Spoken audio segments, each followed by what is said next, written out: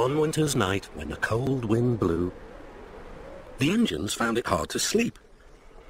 "What we need," suggested Toby, "is to listen to a story." "A mysterious story," said Percy. "But," added Duck, "it must have a happy ending." "Driver told me a story," said Thomas. So everyone listened. "Once upon a time," began Thomas, "there were 3 little engines who lived in their own little shed on their own little railway. Their names were Duke, Stuart, and Falcon. Duke was the oldest and named after his grace, the Duke of Sodor. He was proud of this and loved to keep the little engines in order.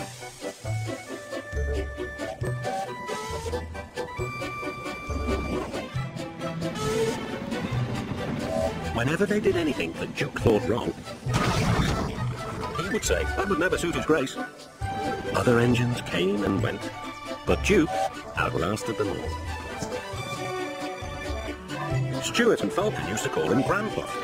They were fond of him, but they got very tired of hearing all about his grace.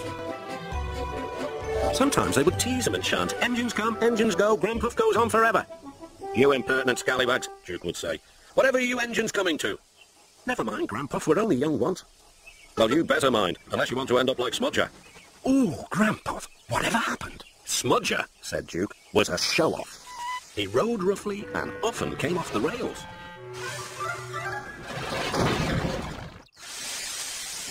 I warned him to be careful, but he took no notice. Listen, Dookie, who worries about a few spills?" "We do here," I said, but Smudger just laughed.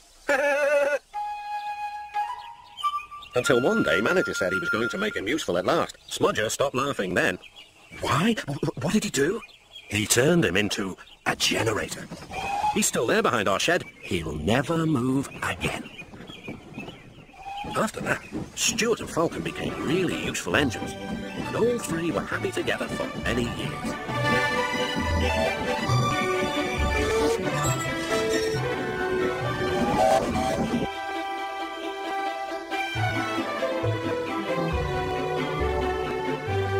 Then, hard times came. The mines in the hills closed. And the railway was closed too. People came to buy the engines.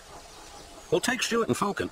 No one wanted Duke. They thought him too old. "Cheer up, Granpuff," called Stuart. "We'll find you a nice railway, and then you can come and keep us in order." They tried to be brave and cheerful, but no one really thought their dreams would come true. Duke's driver and fireman oiled and greased him one last time. They sheeted him snugly and said goodbye. They had to go away and find work. Duke was alone. "Oh well," he sighed, "I'll go to sleep. It'll help pass the time." Winter torrents washed soils from the hills. Trees and bushes grew all around. You wouldn't have known a shed was there, let alone a little engine asleep inside. "That's not a happy ending," exclaimed Percy. "Ah," murmured Thomas sleepily, "there will be, but that'll have to wait until next time."